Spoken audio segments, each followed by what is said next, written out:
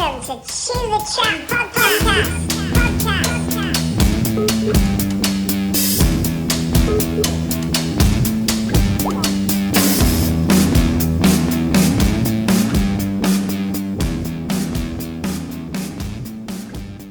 On the guitars and the bass, and they've got a little iPad with GarageBand in it, and they just end up taking a little idea down, and it turned into them saying to me, oh, you know, maybe when we're ready you can do a bit of singing on it or whatever. I was like, yeah, let me know.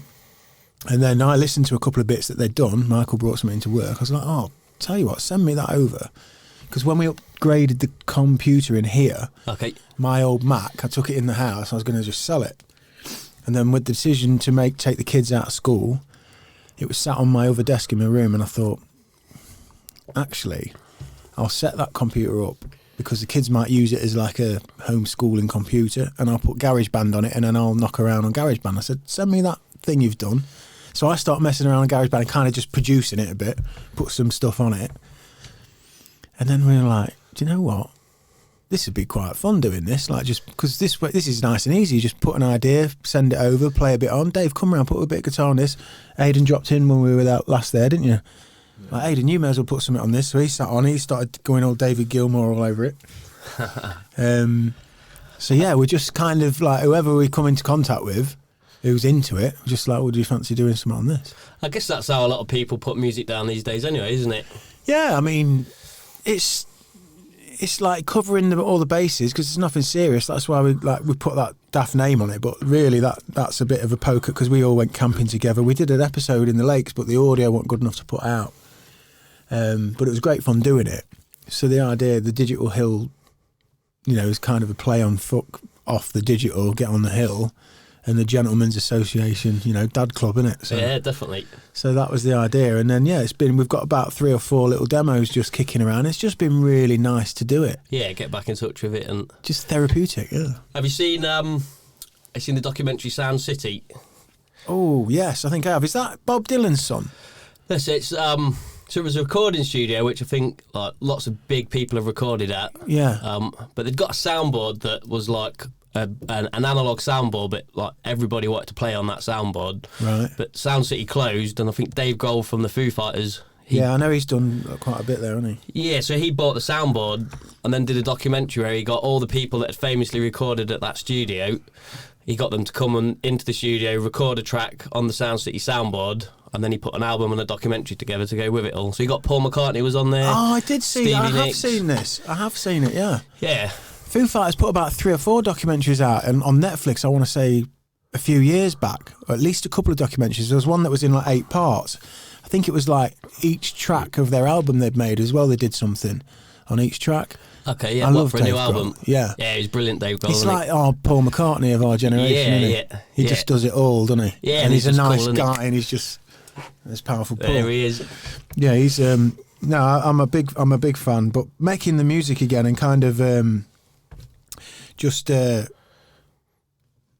getting into the cathartic, remembering how it is to get lost and, you know, find that it's been 2 hours and you've just been trying to find keyboard sounds and shit. Yeah, it's good fun, isn't it? I played a lot of guitar when I was younger, but I never got to a good level. It's harmonicas what I really wanted to play.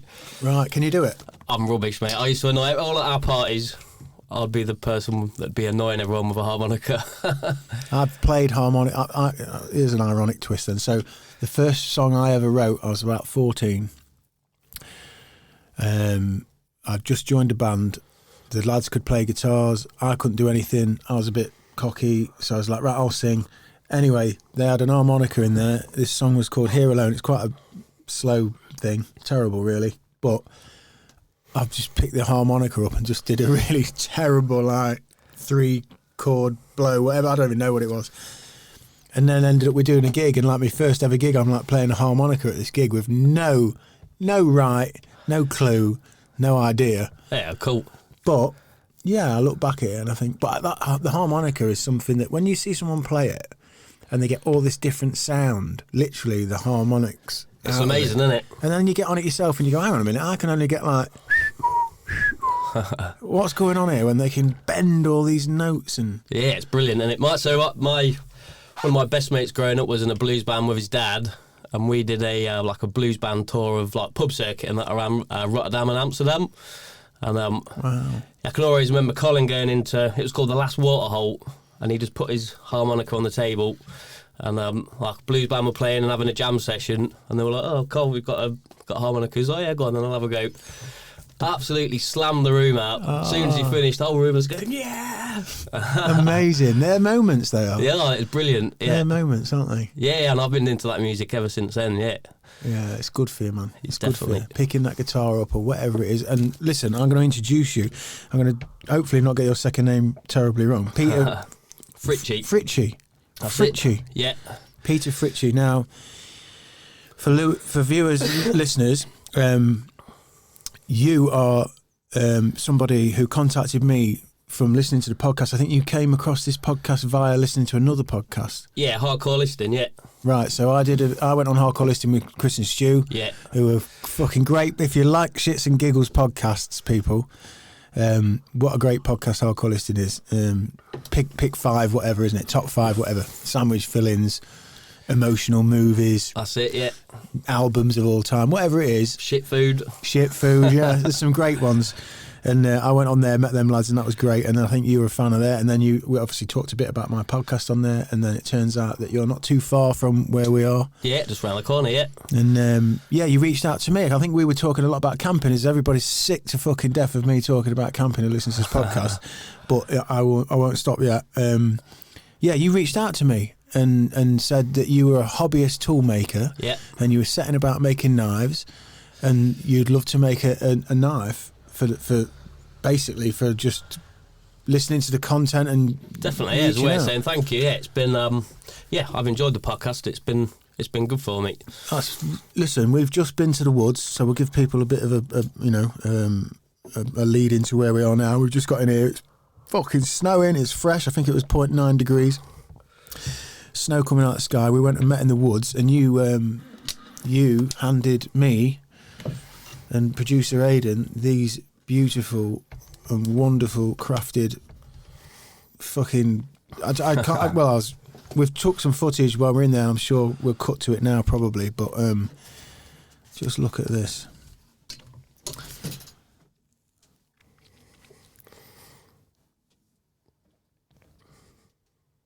Pull it back a bit so it's in the light. You see it? Kind of tilt it a little bit back. There you go. Yeah. This is, take us through this, Pete. Yeah, so what we've got here is, so the blade's made with 01 tool steel. Yeah. I'm not entirely sure, but I think the wood is lion's wood. Yeah. And then we've got some plastic liners, black and white. And then we've finished the whole thing with cold blue to try and give it a black look. Mm-hmm. Yeah, and then it's all just been handmade with me in my garage, in my nights and weekends, and it's so beautiful. It was a lot of fun making it. So, like I said to you earlier, so this is number 4, the 4th knife I've made. And look at this. Look at this. And you've made the leather, everything. That's it, yeah. So the leather all came just veg tan leather. So we've dyed it, cut it to shape, sewn it together, all hand stitched. Oh, we're up on the screen. There we go. Look. Hey, there we are. Look. It was nice weather for it today, wasn't it? Yeah, it was beautiful out there. Yeah, you know, we've got so much to get through as well. You know, with you bringing us these gifts. I mean, and I've talked a lot, and people who follow the podcast know, you know, and as I joke about the camping, but as we live in times where mental health's at full fucking stretch. It definitely is, yeah. Not just because of, you know, the situation in terms of the pandemic, but also I think digitally life's so fast now. We're so inundated with this crazy data and information at 1,000,000 miles an hour.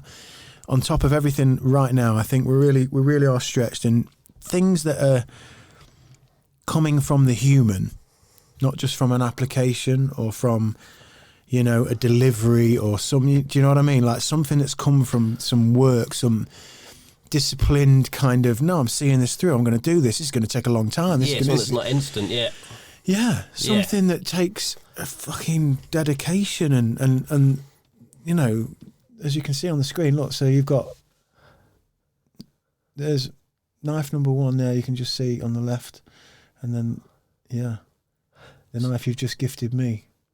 Yeah, so like I said, the first 2 knives I did then, they were they were forged in my forge at home, and through circumstances at home, I can't really use my forge, which meant that that one thing I could do was do stock removal knives, which is what I've made the same knife for myself, and my knife and your knife are both stock removal knives, but. So yours is the brown one there, isn't it, in the shop? Yeah, exactly, yeah. So I did mine first to make all the mistakes that I was going to make. Which I did make mistakes as well, and they're still not perfect, what is really, but... Yeah, so I tried to make the mistakes I was going to make on mine, learn my lessons and try and correct it a bit for the knife that I've made for you. Oh, it's and just the intent as well. I mean, I was quite emotional at this point when you give me this, because it just feels like magic. We had a podcast, that's gone out recently with Kieran Rattigan from Go Deep, who's the sponsor, Flotation. And we talked a lot about magic and what is magic. And we talked about it in the traditional sense, and alchemy and all those things. But we I think my takeaway was we boiled it down to, it's this invisible thing, this invisible energy that we recognise from each other, that I think comes from moments like this. I felt viscerally today when you gave me these. Like, we've talked over however long it's been, quite a few months now, through this period, and you've given me messages, what do you want it to look like, what style would you like, I'm working on this, I'm just waiting for that, and all this effort and all this time, like, that is magic. In this fucking day and age, to me, it stands out as magic, as like, and watching you stay with the bow and your knowledge and the fact that you've made this, I mean, it's magic. That's magic to me. It's amazing. It's I find it fun. I mean, I work with my hands for a living, but I just can't get enough of it. Soon, if I could go out in my garage every night, then I would. So how did it come around then? The tool making side of it, the hobbyist side, where you started to get into that, because you're a carpenter, you're a joiner, you're a man of all of design and build. Yeah, so I don't know. I mean, so. My granddad was a blacksmith, which was sort of the first spark in the head for the blacksmithing stuff. I mean, still at this point, I haven't done that much blacksmithing. It's more just bits that I've taught myself and having a go sort of thing. But a lot of it came from YouTube, to be honest. So, like with anything these days, if you get into a certain subject, if you want to fall down a rabbit hole for anything, as obscure as it can be, there's someone's got a channel on it, haven't they? And you can, and you can really fall down and get deep into it, and that's kind of what a little bit as well. It can be a little bit of a pitfall. Like, I had some of the skills that I've watched that many videos about it that I thought, oh yeah, no, I can do this. And then when you actually go to do it, you realise, oh no, I haven't got those skills. I've watched other people that have got those skills, and thought that I had those skills. Applied them to yourself. So. And it is always a massive learning curve, but that's kind of where, especially like the knife making stuff and the axe stuff, has all come from watching YouTube videos and sort of getting inspired to get that out and get out there and do it myself. It's special, man. And the axe, I want to show people the axe as well. So again, with the future guest to the show, Hazy, who's out there, has been a big inspiration for me camping. And I know he has you as well. Yeah, definitely. I love his videos. Yeah, and I've wanted to just start getting a bit more bushcrafty. And, I've had this first year of just getting used to camping, getting my basic gear, getting my head around how it works. Yeah, which is good fun in itself, isn't it? It's amazing. And the kids love it. And I told you a bit of an anecdotal story about the kids with the axe when we were last out, when I used my little plastic work axe. So they're going to be mesmerised when they see this. So this, again, and take us through this, Pete. Yeah, so we've got a second-hand, it's a used axe head that came, all rusted out. And, we've put that in vinegar, got rid of all the rust, wire-wheeled it up to get rid of the rest of the rust and shine it up. Then it's had a cold bluing put on it, which is why it looks black. That sends it black. That's what you put on a gun stock. And then, so the handle I've made out of ash. It's beautiful, man. It feels fantastic.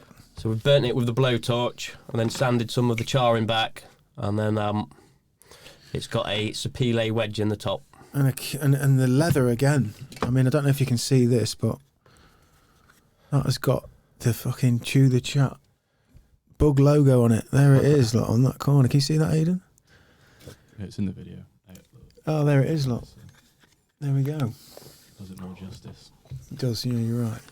So it's good. I mean, I really enjoy doing the knives, but the leather work as well, in terms of something relaxing, you can really relax and zone out to the leather work. It's beautiful and it's so neat and, you know, just well tailored. And I was saying to you when I was putting the knife in, it's even got the little pop at the bottom. Yeah, so like I said to you before, that's been wet moulded, so the knife's been covered in cling film to stop it rusting, and then the sheath dipped in water. Got you. And then you mould it with your fingers to the shape of the knife, and then as it dries out, it keeps that shape. That's amazing. Such craftsmanship and quality. You know, look at that logo. Look. Yeah, that does look smart. That's got to go on Instagram, that hasn't it? Yes, you know that's going on there. I've shied away from the Instagram stuff at the minute. I was putting quite a few of my projects on the internet, but for whatever reason, I haven't done for a while. Yes, I think I'm always in flux and battle with that because it feels, I don't know. We want to share things, but on what level are we wanting to share them? Are we wanting to share them for ourselves? Are we wanting to share them for them? Do we want them to tell us, great, well done? It's a weird thing. And with the podcast, obviously, I tell myself, I rationalise all the time.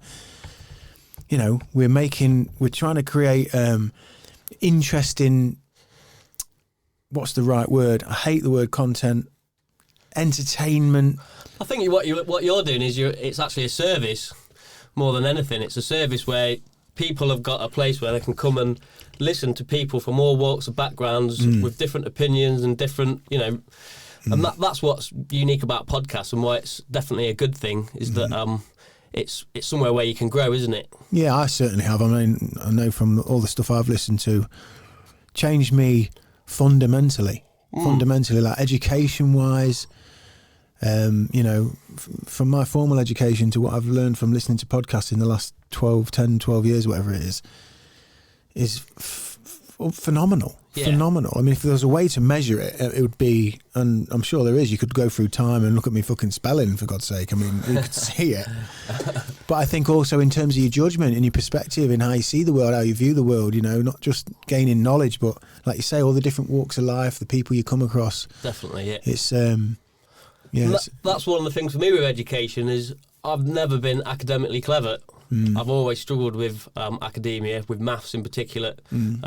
But one thing I haven't ever struggled with is with making stuff with my hands. And I think the schools, if anything, they should have more importance on people. Because there's obviously two types of people, aren't there? Other than obviously more than two types. But in terms of me, what I'm talking about is there's people that have got academia and there's people that can do stuff with their hand. And then you get some people in the middle. But for me... they're creative or instinctual, you know. Yeah.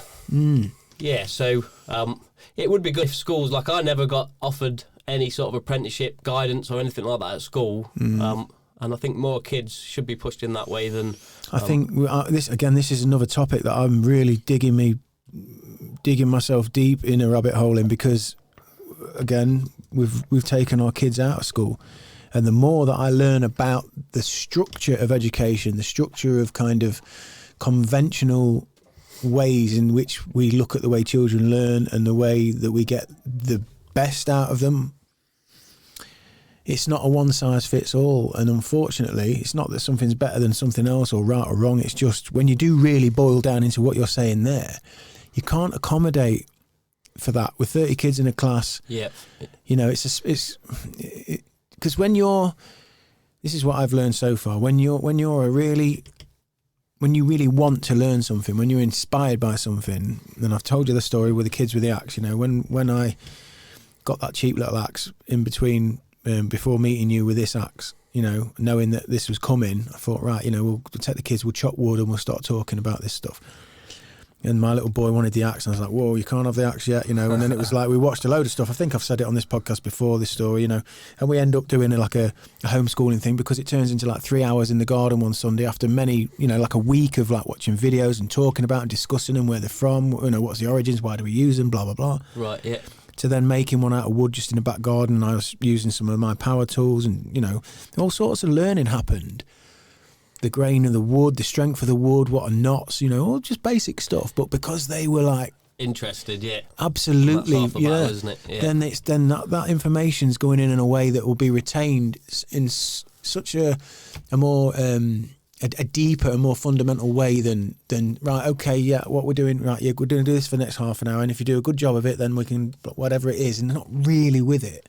Definitely. It's impossible to do that in school for 40 kids at a time on a timetable where there's all these different classes. You know, it is very difficult to do that. Yeah.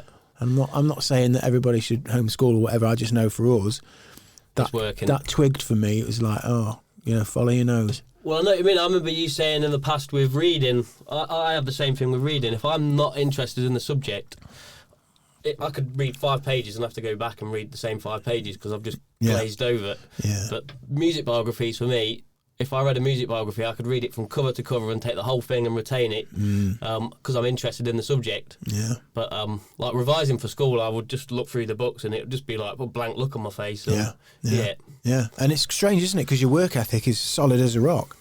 You know, isn't that strange? Because we also attach, like, we attach the idea that to achieve the goals that have been set out for us is to get the work done. All you've got to do is get the work done, pay attention, and then you will achieve these goals. But that's not necessarily the case, is it? No, yeah. You know, because you can't stimulate something into action that isn't.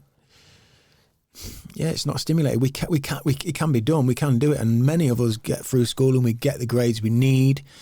I just read a paper the other day that was talking about university students. I don't know if you saw it, Aidan, but it was talking about the majority of students, university students, they work.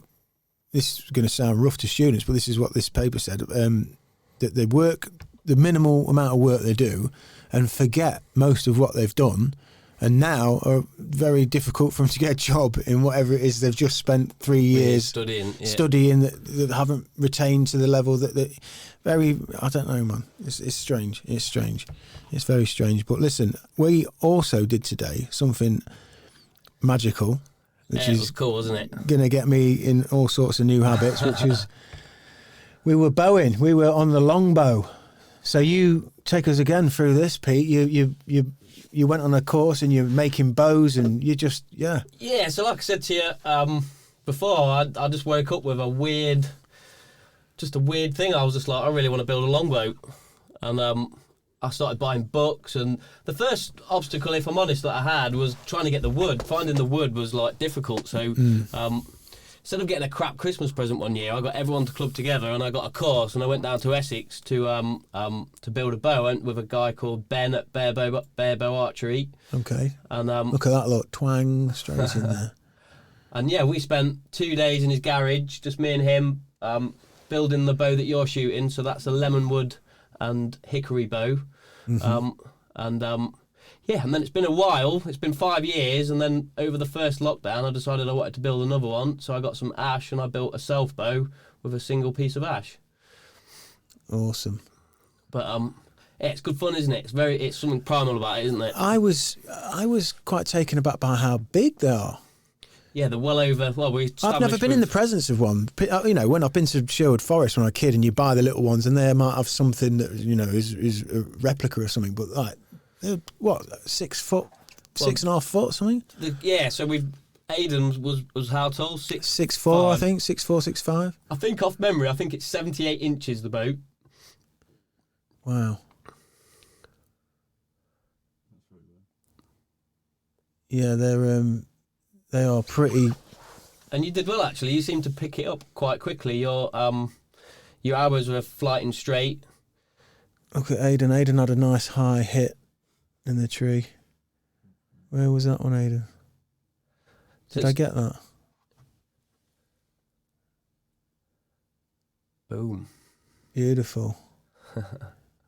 Yeah, and there's something in line with this whole simplifying vibe of my life, at least, and I think it permeates quite a lot at the moment, is tangible, tactile feelings of simplicity and connection to just stuff that's raw and is in front of your face and it isn't plugged in. Definitely. Yeah, because all the bow was made with hand tools, no power tools. With axes, with spoke shaves, with draw knives, with scrapers, and measuring tools, and so it's quite. That is a nice thing you can do in an evening as well, which isn't noisy like the blacksmithing. You can get lost in the garage and get out there at 8 and you're like, it's 11 o'clock. I better go to bed. I got work in the morning, and that's that beautiful place. That's that place of tranquility, isn't it? That Yeah. where they say we get that Zen state where you're just in a flow and you're enjoying yourself, and Definitely. something magical's happening that's good for your health. Exactly. Stick a podcast on. Yeah. It's not noisy, so you can hear the podcast, you can hear what you're doing, and yeah, it's good fun. And you've got little ones, and your boy's the older one, Yeah. Rudy. So does he like to come in? Is he like, what are you doing, Dad? What's going on? He's not at the minute. He just likes sitting on my lathe and pretending it's a train. But yeah, I'm hoping that as both of them, I'd like the little girl to be Yeah. involved as well. In Yeah. fact, yeah, she watched a blacksmithing video with me the day she was born. Ah, there you go, look. There you go. But yeah, I'm hoping that they're both interested in getting out in the garage. That's certainly how I got interested in it to start off with Yeah. my dad and my granddad. Yeah. So I built my first table with my granddad when I think I was 7. That's something I wanted to ask you. I mean, as we spoke today, and I think I pointed out to you within about 15 minutes of us chatting, Pete, you know, you'd said something really lovely about your brother, you know, and then you said something else anecdotally that I was like, oh yeah, you know, and I said to you, you know, your family sounded like a committed and together family. So what was childhood like then? Where did you grow up, and what was going on when you were young? And Yeah, so started in Gainsborough, yep, then to Grantham, then to a little village called Caythorpe, which where pretty much spent, you know, from the age of 7 was in Caythorpe for me anyway. I was 7. so for listeners, these are nice little picturesque villages in Lincolnshire. Yeah. So my dad bought a house that was completely ruined. It was a rat infested mess. We moved in that state, and and he did it all up, and my mum and dad just couldn't keep me away. Like, there's pictures of me 7 years old on top of our roof. They decided it was more dangerous to try and keep me away than to let me join in. Right. So I got I've still got the toolbox. I got a red toolbox, a wooden toolbox that one of my dad's friends made, full of tools for my 7th birthday. Oh wow. And like I say, I've still got it at home that I'm going to do and give to my son for his 7th birthday. Oh, that's beautiful, man. Yeah. That's lovely. Yeah, definitely. That's lovely. And so family was good. Mum and dad were brilliant. My brothers are good. My dad was a fireman. He's retired now. He's done some pretty cool stuff. So he was part of a search and rescue team. We've been to all the international disasters like tsunamis and Whoa. out to Japan and Haiti and India. Wow, man, he must Yeah. have seen some stuff then as well. Yeah, and then same with Grandad. My granddad was fought for Germany in the Second World War, and there's lots of stories about Grandad. I'm not sure with all of the details are completely factually correct, but Grandad was part of a Special Forces parachute regiment, who we not know for sure, served under quite a famous general called Otto Skorzeny. Yeah. And so Grandad got awarded the Iron Cross for his part in smuggling Mussolini out of Italy. Wow. Yeah. Wow. Yeah. So we've got a photograph of my granddad and his regiment with Mussolini, but Grandad was captured by the Americans actually at the Battle of the Bulge. Right. And he was taken back to Mississippi, where he was he escaped prison 3 times in America, and got various jobs on alligator farms and a bridge builder, and but eventually they got fed up of him escaping, and towards the end of the war they shipped him over to England to market raising in Lincolnshire, and That's a jump, innit, from Mississippi? yeah. And that's how we're all here. And my last name's Fritzsche, which is from German. East Germany. Yeah. Yeah. And Grandad was at a farm. That's where he was prisoner of war. I think that's where he was prisoner of war. And when he left, he got a job on a farm. Met my grandma at a dance and never went back to Germany. So was your grandma English? English, yeah. So she's market raising. Yeah. That's a nice story. So yeah. And how was your granddad in those sort of when he's in granddad years? Then when you're chatting to him, and does he recount stories to you, and does he? No, not really. My dad can remember stuff that he mentioned to him, you know, as he was growing up. Like one of the things, if you look back into Otto Skorzeny, is that they did a lot of fuel dumps. They blew them up, and that rings true with some of the stuff that that Otto Skorzeny was famous for. But he didn't really talk at all, to be honest, about the war. When he's unfortunately had a stroke about 7 or 8 years ago, and he's not, he hasn't been the same since that stroke. But he talked a lot about the war. That's all he could remember after his stroke was, Wow. it was stuff that had happened. So yeah, I mean that seems to be like a common phenomena that the guys they don't speak about it No. after. I think Duncan Trussell's somebody I really love. Famous American comedian. If you look on the side of that fridge, The Midnight Gospel, which is his animated kind of, it's a beautiful psychedelic kind of play on life and death, and he's very Buddhist inspired. He's always at Ram Dass retreats and stuff. Really, really interesting guy. But he talks about his dad when his dad passed away, and how he found all these medals and found this whole life of him being like an American war hero, and he never knew, and his dad had died and passed on. And it's like you hear that quite a lot, that. But that's interesting with your granddad then. That so when he has the stroke, That's all he could remember. that's what he can remember. He said specifically, so when he was in America, he said all he could hear were the cries of the American deserters, not cries of German soldiers being tortured, but of the Americans torturing their own soldiers of deserters. Yeah. Really? Yeah. So God knows what was happening to him, but it was enough for my granddad to remember it. What? Jesus Christ, man! All this time later. So, oh man, and we live in a difficult time now, and lots of us are pulling our hair out, and we're. But I think sometimes we don't know how good things are. That's a different world back then, and with World War II's been thrown around quite a lot. In terms of comparisons with the Blitz and lockdowns and all these kinds of comparisons. But the reality is we're all sat getting our Amazon deliveries in our central heating houses watching Netflix, aren't we? Yeah. Having your fucking shopping delivered by Asda. Yeah, I mean, my granddad was 15 when he went. Fuck me. So he lied about his age to get in the army. So we're not sure if he's 93 or 94 now, but he lied about his age to get into the army so that he could go and do his bit. And what, from your perspective then, what comes across from you? Like, obviously we're aware of for a long time.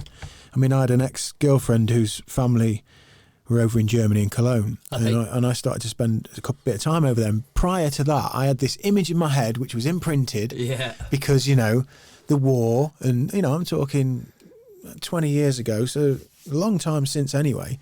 But up until that 20 years ago, where I've gone to Germany, it's like I had this just sort of subconscious picture of it in my mind of Germans being very stern, machine-like, stern-like, fucking, they've got the sunbed, I imagine the place to be kind of concrete and grey and boxy.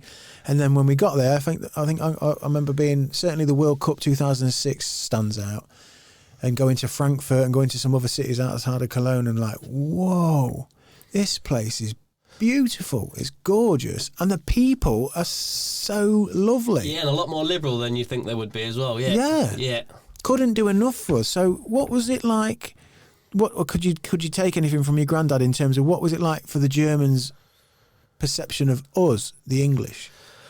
I think my granddad had a hard time, obviously, with being German, living in England after the Second World War. I don't think it was. I don't think at times it was easy. But my granddad's. He's one of the best people I know. He's got a heart of gold, and he would give you the shirt off your back if you were cold. He would happily be cold to make you warm. Yeah, I mean, I never really got into depth with my granddad as to what he thought, but I know that he did have a hard time, from places, from work. But he had a six-pack till he was 65. So really, yeah, wow, yeah, he was just hard working and just a good bloke. Yeah, and so. Do you see your granddad in your dad? Can you see that lineage? Has your dad got those qualities? Is he smooth? Is he like your granddad? Big nose and big ears. Yeah, of course, yeah. Elements of his mum as well, but I mean, listen, my dad's really hardworking as well, and that's where me and both my brothers get all our hard work ethic from. Is from watching my dad work hard, and he's worked hard, and my mum as well. Mum's brought 3 kids up, and that's hard work, isn't it? And it's one of the heaviest jobs we can have as a human. Yeah, so I've watched both of them just work really hard, and watching my dad do his house up. It was after he finished work, getting home and getting stuck into it, so that we've got a nice place to live. And I think that rubs off on you after a while, doesn't it? I think so. I think so. My dad had watched his dad work hard because he had to work hard because there was, there's not a lot of money on the table. So, you know, when you see people, you know, like, that you look up to working hard, when you get older, past a certain age, and then they work hard. It rubs off on you, doesn't Especially when you're in that environment where there seems like this harmony. Again, we talked about this quite a bit with Kieran. He was talking about being a parent and, you know, just really enjoying it and having moments of looking at his wife and being really proud of her and seeing her grow. He mentioned a funny anecdote where he talks about, I remember looking at you at the nightclub, off your nut, you know, and now look at you, kind of thing. And I think when you've got that harmony, when the nest is in that kind of like, just everyone's pleased to be here and is willing to do the work, whatever it is, we'll get through this and we'll grow and we'll, you know, not be afraid of whatever the thing is. And that hard work ethic's there. I mean, that's the recipe for happiness. It is, and also people sometimes forget as well that hard work goes into a relationship, doesn't it? And yes. It isn't always easy, and sometimes it's easy to just go, well, you know, we've had a bit of a blip and let's walk away. It's like love, isn't it? I think a good way I think about that is like, you think the work is to find love. You know, like you do the work to find love. When you're young, you're getting all your, you know, the girls are getting all their caper on and we're all shirt and we go out into the meat market on a Saturday night, 17 years old, 18 years old, you know, oh, am I going to meet someone tonight and is it going to be the one? And oh yeah, you know, Danny's he met Karen last week and that's it, he's you don't see him anymore, he's gone. Yeah. And you can arrive in that relationship and think that's it, the work's done, I'm in love, we're in love, and then why isn't this working out? Why is this not working out? You've got to put hard work into it. Because it only just starts then, doesn't it? Because it's about growing. Because especially at that age, if you do meet someone when you're young, and as producer Aidan and I have talked about many times, when you're young, you've got so much changing to go through. And so many of your own opinions and your own perspectives are going to shift and move. And if you've binded to somebody, and in the time when you bind, you're sharing so many of these things, but one of you is going slightly that way, and it doesn't mean that it can't work. It's just you've got to respect this. And work and you've got to adjust it, haven't you, to make sure that it does work, and give each other the space to have those interests and to have those hobbies, and all of that's important. I think it's important to spend time together. It's important to spend time as a family, and it's also important to spend time on your own and with your friends. You know, away from that balance relationship. It out. Yeah, it balances everything, isn't it? Yeah. When I have time away, I mean, we joke. My wife, I'll say, you know, oh, whatever it is, I'm going skydiving, I'm going bow shooting, or whatever it is, and she'll just wave me off, you know, and be really pleased for me, and then when she'll sort of joke that I get to do whatever now, you know, I'm going to chill, I'm going to have a girlie now, I'm going to do this and that and the other, and then I generally get a text going, oh, it's really quiet, I want Sammy back.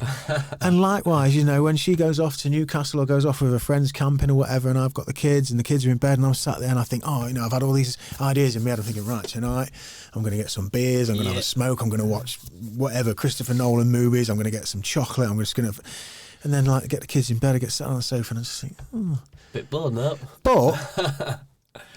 But in a sweet way. Because I'll enjoy that night. It'll just hit me in that moment like that. Yeah, this woman means everything to me. Definitely, you know, and as you know, in that little split moment of having a little whinge for yourself, I always think she's out there doing what she needs to do. And every single time, especially if we have a night or two apart, it's true that absence, if you've got that harmony, makes that heart grow fonder, and you appreciate it. You come back and you appreciate it, and you realise what you give each other and the balance that you've created. Definitely, yeah. Yeah, I mean, that's what a healthy relationship's all about, isn't it? Yeah. And knowing that it's going to go up and it's going to go down and you're going to have to work hard and not everything's a rainbow. It definitely isn't, no. It's always hard work, but, you know, when you get through the good times and the bad times, it makes it all worthwhile, doesn't it? And I think a lot of people forget that now, is that, like you say, getting in a relationship is one thing, but, you know, putting the hard work into, you know, something happens and you're not happy about that, but, you know, you move forward with it. Picking each other up as well, supporting one another. Yeah. I mean, what about your good lady then? So you've got your garage, which is your abode, your special place where you can go in there and just get lost. Is she cool with that? Is she like, does she know that's good for your mental health? Yeah, definitely. Yeah, more so now than ever, I think. I had a bit of a blip a few years back, and I've had to work hard. I've had a problem with anxiety that came to a head probably about a year ago now. Okay. And so I've had to work hard at myself, So yeah, I literally rang her up in tears and sort of said that I've been struggling with anxiety and this is what's been happening. Oh man. And she's fully supported me and was fully there for me. And we went and got help, and I had counselling, and I've been good ever since. But it definitely points out the things that you need to do to stay happy. Exercise was one of the biggest things that I did. Oh, I'm a big proponent of that. Yeah. Yeah. So since I've been exercising, doing my exercise every morning, getting out in my garage, getting out camping, things have been good. But So what was the trajectory then? And I mean, you don't have to go there if you don't want, but how did you recognise that you started to, I mean, have you struggled with anxiety as a kid? Were you sort of a loner at school or anything like that? No, far from it. No, yeah, I've always had lots of friends. I've always been, I think I've always thought I was confident, but I think actually I haven't been confident. And I mentioned to you in the past, if I have a beer, I always have too many beers. And I realised from my son actually getting his school report a few weeks ago, we thought, because he's loud at home, we thought that they would say that this was his first ever school report. We thought that they would say that he was loud and that he was always, here, there and everywhere. But actually they were saying that he's shy and that he's not, in his small groups, he's himself. But when it's in a bigger group, he kind of withdraws a little bit. And I kind of recognise that in myself, actually, that for me to be able to be relaxed in a big environment, then I've always needed to have a drink.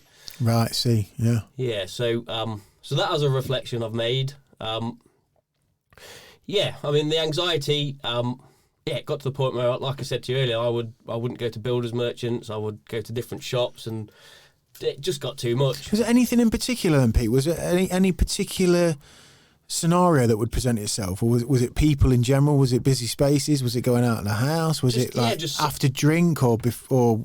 Yeah, after drink, social spaces. Yeah, I mean, it slowly built up to I didn't just have anxiety to the point where it was there. It sort of started. It's a little bit like I'd describe if you've got a bad hangover and you feel, for some reason you feel like you've done something wrong. Yeah, the horrors. You used to call that the horrors. I did. Yeah. So it sort of started with that, but then it was like that all the time. Oh. That's not a nice feeling. Yeah, it's not nice at all, is it? And yeah, it was horrible, to be fair. And it's like I said, it's took a lot of work to get back to being happy in my head again. But with exercise, speaking to a counsellor, and being honest and open with the people around me. That's the thing. I wasn't being honest and open. That's the key. And for anybody listening who might be struggling, and I'm sure many of us are. I know in fact, I'll correct myself. We are all struggling all the time because it is mental being a human being. Yeah. We might think we're in cruise control, but it's mental being a human being. Right now, it's fucking... We've never known anything like what we're dealing with right now. And we think we're better than we are. But on reflection, when you really stop and look, when you really give it some thought, we're up against it. And if people are listening, that's what you said there is key for me anyway, in my experience. Well, one of the things I learnt, Sam, was it took me 2 years to say something about it. And I should have opened my mouth sooner. And I think one of the reasons I didn't is that I felt like, I come from a good family. I've got a great family. I've got a nice house, a family, and everything around me that you need. And that actually my problems are insignificant, and lots of other people have got things a lot worse. And why should I be complaining about my small situation? But the reality is your situation is your situation. And if you're not happy, then you've got to speak about it and you've got to make changes. And the minute I did that, it's still been a long time to get back to where, like I wouldn't be able to have sat here, another chat with you, over a year ago. I'd have just been a nutcase. Has there been any podcasts in particular that you've listened to?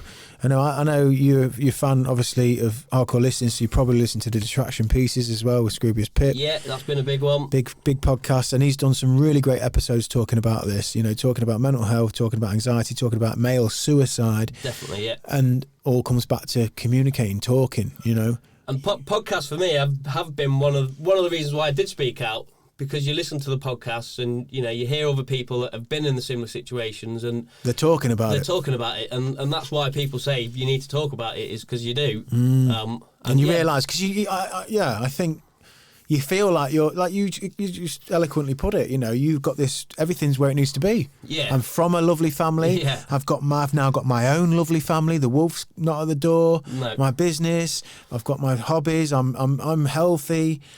But there's this thing inside you that's not sitting right, and you carry it, and it's We have to communicate. This for me is therapy. I mean, I knew it would be because I know enough from the stuff that I've listened to for all these years. But actually going through it and sitting across from all these other people and getting perspectives on things that I had opinions on in the first place, and then having those change. Maybe 3 different people talking about the same end goal. Yeah. And then I'm going through my opinion, then all 3 of theirs, and then applying that to all the different walks and ways and views, and going, oh yeah, I can see now how you arrived at that. Whereas once upon a time I might have had a judgment on that, because how can you not see it like this? Because I think we're all in our own heads, and we can be confused. Well, why are you doing that? Can't you see that, like, that's... But it doesn't work like that. That's taken me a long time, and doing this has been huge for me, and it's medicine, man.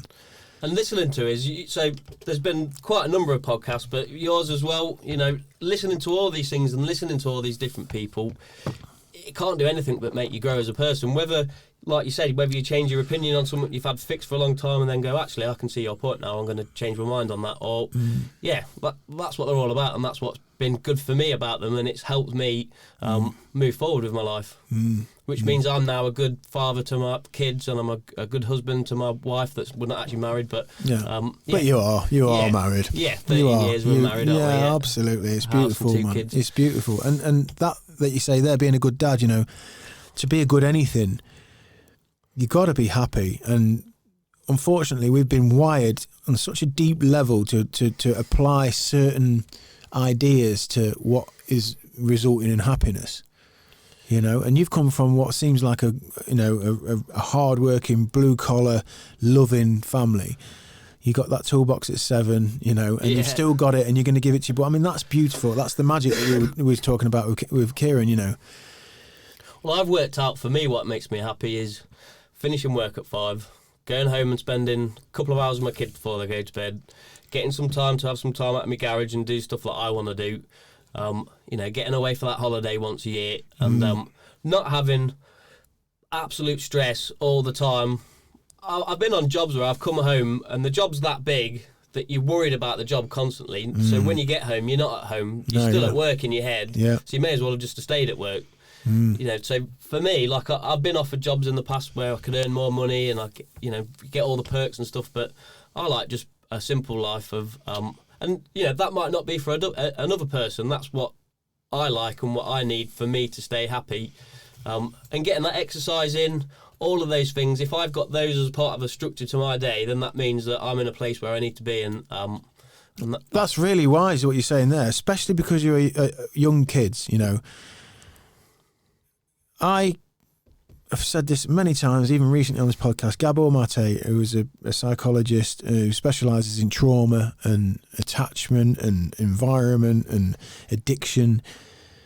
I caught him early, and what really hit home for me, which I think this was stirring in me anyway, because I was coming to a point in my career at the time, as a bit about music I was doing, and we nearly were going to do music, and then I realised actually I'm going to have to pull the curtain on this, and that means now I'm just a builder, and the idea for me to just be in this particular trade, which I'd already hit the height of, there was no more skills to learn within this particular trade. There we go, powerful. I can remember thinking, fucking hell, let's crack this open, heart and soul. Hey. Cheers, buddy. Thank you, Peter. You've made me really. You've touched me today with this gift. It's been beautiful, it really has. Oh yeah, and there's the other thing that we got. Can you see that, Aidan? We got the leather logo bag for me bag. Check that out. I'm going to whip that up on the screen as well. Look. That's so cool. Yeah, it's been really touching, and in line with all these conversations that we seem to be having lately, which is simplifying, getting down to real connection, Yeah. Meaningful shit. There it is, look. Beautiful. The bug. Upload me. So that was just on the laser, that was? Yeah. That's amazing. It's beautiful. That's going to be on my Osprey bag. Good man. Beautiful. But yeah, it's coming to that conclusion for me was helped along by Gabor Mate's psychology of we've got these two currencies. You've got time and you've got money, and we're all driven in different ways, and we've all got all these different circumstances. But the science says, and the research says, time, and I think we've all got real life experience of the people that we know that got super amounts of money, and living in the thing that we all think we want. Imagine if we had that massive house and we had those 5 cars and we were on holiday every 5 minutes. But that doesn't necessarily correlate with happiness, core happiness. And what I took from Gabor Mate and what you sort of pointed out there is, I realised I've got to create as much time to be around my family as I can, because it seems like that's where the most fruitful return is. Definitely, yeah. And I worked out I need enough money to live the life that is, and again, you're into a whole set of different circumstances for different people. What do you require? We're camping, we're going on little European holidays. It's not crazy. I don't need gangs of money. So I too can say, I've had my business bigger and I've been on jobs where, fuck me, I'm on the phone at 10 o'clock and, you're not there. And in the fucking end, right, no one's saying thank you, are they? Well, you turn around and your son's 15, right? Yeah, and you missed it. And whether or not your car's fucking brand new and you would have had an 8-year-old car before, like, that hasn't changed shit. No. Right? But you haven't been there, and your boy, maybe you and your boy aren't bonded like you could have been if you were just there. And I think that's a vital thing to think about. It's something to consider for people who are parents, especially now with the way that work's been turned on its head and people have found themselves with time. It's really worth thinking about, like, this life is finite. It fucking flies by. And if you've got kids, if you've got family, if you feel a bit anxious, if you feel a bit lost, it seems to be it's not about a magic pill. It's not about some fucking application. It's not about some subscription to something. It's about be here now. It's about being there and spending time with each other, isn't it? Yeah. And if you haven't got that, like you say, it is fleeting and fleeting, and we don't know it in the moment. No. We just think that forever's coming. That's why it's classic to say, I'm not. Give me a ring next time. I'm a bit busy this weekend, and then you realise, no, that opportunity's gone because now you're 45 and you're not up to it. You're struggling getting out. Whatever. It does come like that. But we live in this kind of, I don't know. It's like when you look in the mirror, you haven't changed, do you? But if you didn't look in the mirror for 2 years and then looked in the mirror, you'd realise, fuck me, this time's passing by. Yeah, and it does. It goes quick, doesn't it? It fucking easy does.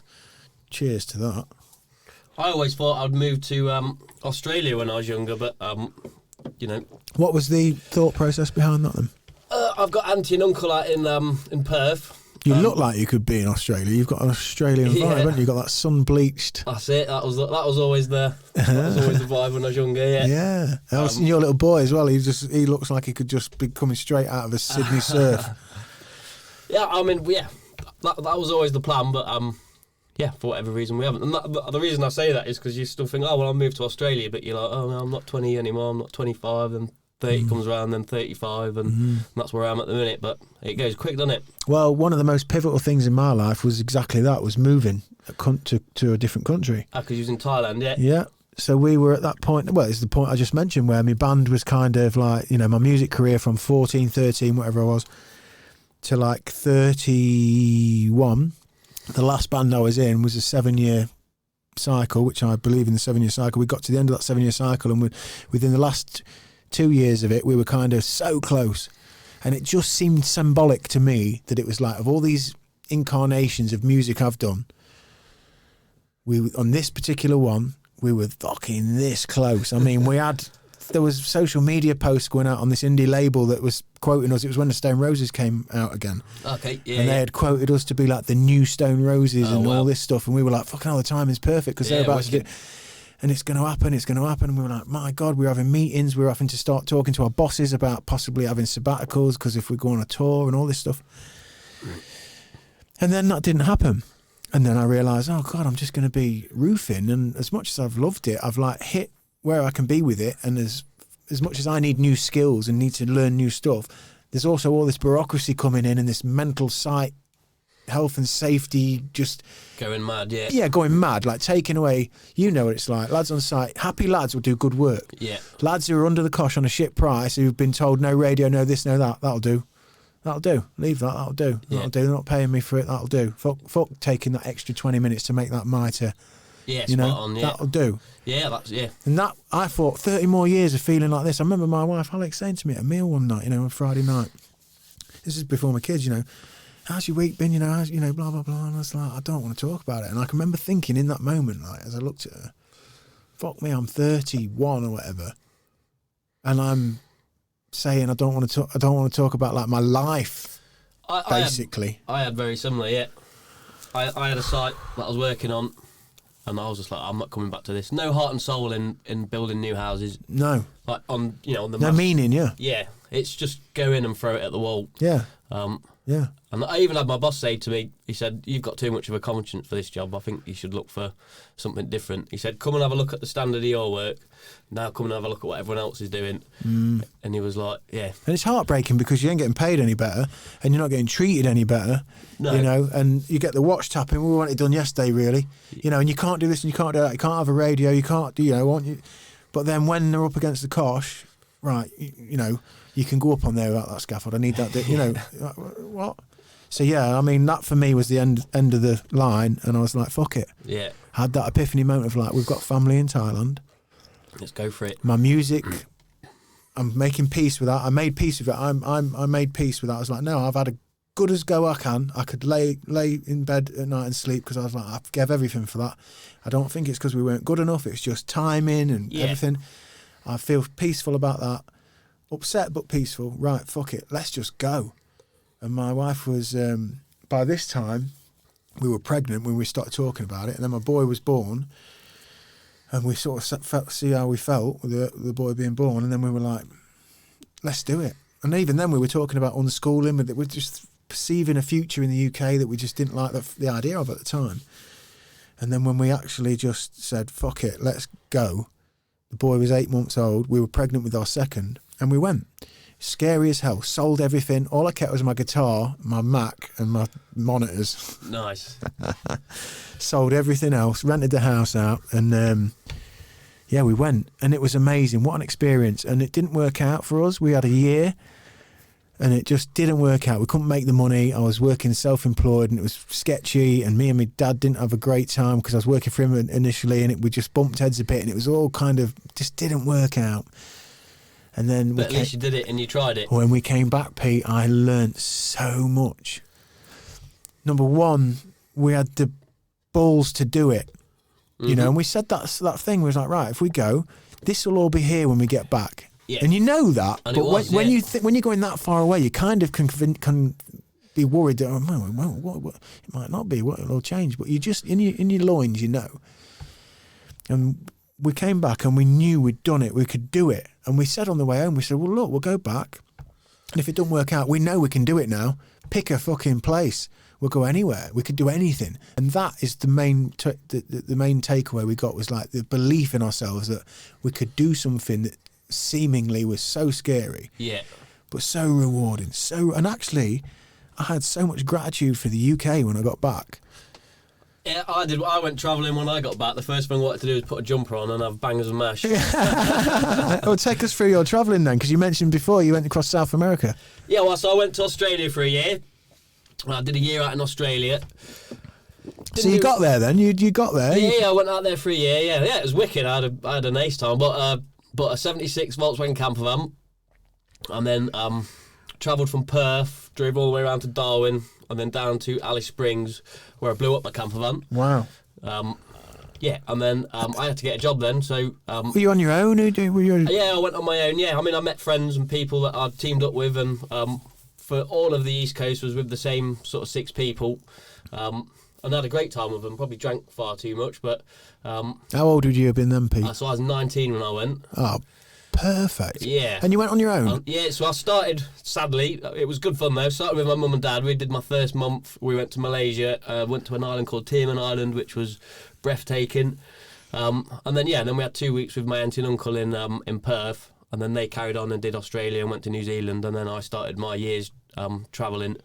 Yeah, it was brilliant. Like I've got jobs out in the bush, worked out on remote Aboriginal communities. Wow. Yeah. What was that like? Mind blowing. I mean, I'm not sure I'd do it again now, but so yeah, like we worked. I think it was about 500 kilometres out of Alice Springs in a little village called Laramba, and we built a childcare centre. And yeah, I mean, it was eye opening. We worked 12 hours a day, 7 days a week. No rest. Jesus. if when you go out the bush, you've got to think of every single thing that you're going to need to take because there's no, Travis Perkins and Bill Bass aren't dropping off. No, yeah, I'll bet. So you take like a road train with a Mack truck with your diggers on it, with all of your materials, your tools, your accommodation, all gets towed in, and then my boss was he was a raging alcoholic, right? And I remember coming back from the bush on the last day just before Christmas. He just drank all the way back driving this road train, and he fell. So when you get to Alice Springs, you have to have a police escort to get back into the town, and he just fell out the truck when these coppers turned up. Whoa! But they knew him, and they were like, "Oh, Raymond, fucking not again, Ray! Not again, mate, flying home." But Raymond had done all the police jails all out around the bush and stuff, so they knew him and they knew him well. And they just pushed him back in his lorry and escorted him back. And he even managed to talk him into waiting for us whilst we all got a shower, and then they took us off to the nightclub. Oh my God! Wow, that's a story. Yeah. So you're doing 12 hours a day, 7 days a week. Yeah. And what kind of money are you getting for that? So I was getting $45 an hour, which was I was 19 and I'm 35 now. My maths is terrible. So a good few years ago, anyway. Yeah, yeah. So I was getting $45 an hour. That's a lot of money. It was all right. Yeah. I mean, at the time, the exchange rate was $2.50 to the pound. Right. But in Australia, yeah, it was good. Yeah. So what were you doing with that? Were you putting that away, or were you just party time? No. So when we was at Bush, I didn't take any money until I've finished with him. So I did the full few months with him. I just saved it all. Just banked it. Well, he didn't even pay me. I put my trust in him that he'd pay me at the end, which he did. But then he paid me it, and then so I met a couple of lads from Nottingham whilst we was out and about, and when my van blew up, they were like, "Look, our plan was to go to South America, and that's what we're going to do. Do you fancy coming with us?" And I was like, "Well, it's not on my plan, but sounds good. Let's do it." Yes, I love this story. Yeah. So I was literally about out of money and going to have to go home. And literally that night, this group of drunk people turned up on our campsite, and they were all builders. And I said, "Oh, I don't suppose you need a carpenter, do you?" And they was like, "Yeah, we do. 6 o'clock tomorrow morning, our yard. We're going out the bush for 3 months." So I was like, "Fuck it, yeah, all right, let's go." Perfect. So that paid for South America. Well, for the first part of South America. Yeah. So we finished that work, and then we all flew out to Brazil. And I pretty much spent all my money by the end of the Brazil part of the trip. And then, amazingly and regrettably, Adam, one of our friends, Adam, who was one of the lads from Nottingham, paid for all three of us because all of us ran out of money. And he financed us all through the last 3 months of our trip. Powerful Adam with his deep pockets. Yeah, it's mate. The reason I say regrettably is it took me. I did pay him back, and I paid him every penny, but it took me longer than it should have done to pay him back. But yeah, I mean, what an amazing thing to do. Like, I would have had to have just gone home. So what was the culture shock like going from Australia to Brazil? Massive, yeah. So that was one of the things that really hit home, that, when you grow up in the UK and you've got the NHS and you've got security infrastructure. Yeah, if you can't work, you'll get given money and you'll be all right. Over there, I mean, one of the most striking things I remember is getting off the plane and getting on a bus to get to Copacabana Beach. Just the lines of homeless people was unreal, and not even in the favelas. They're not even that lucky. Like just flat out nothing, nowhere to live. But it wasn't like it was a couple of people. It was, it was a lot of people. Jesus, man. And what were the people like generally in Brazil? Yeah, beautiful. Yeah, obviously there's a language barrier which makes it difficult to, by the end I knew some broken Spanish, but yeah. Well, we had a previous guest, Hannah. I forget what number episode, but she went over on her own as a female, and she said that she said that she felt such a celebratory energy from them. Yeah, definitely. Yeah, I'd agree with that. Yeah.